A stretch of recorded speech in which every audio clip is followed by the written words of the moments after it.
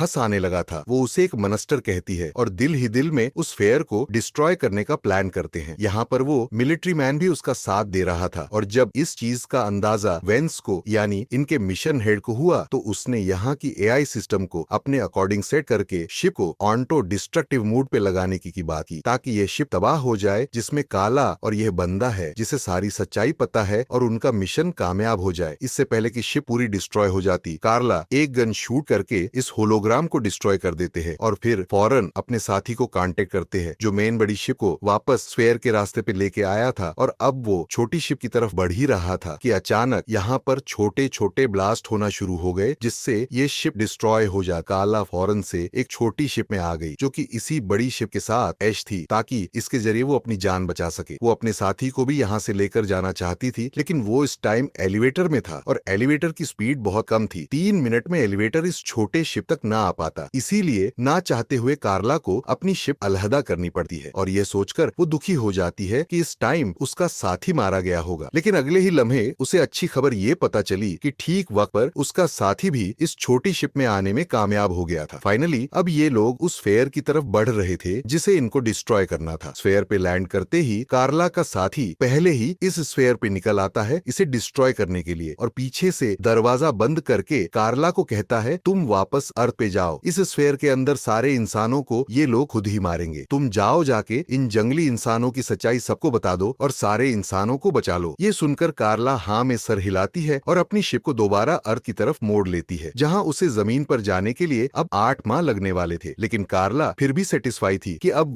वो इंसानों को बचा ले, वो किसी बुरे मिशन का हिस्सा नहीं बनी। और बस इसी को दिखाते हुए ये कहानियां खत्म हो जाती है।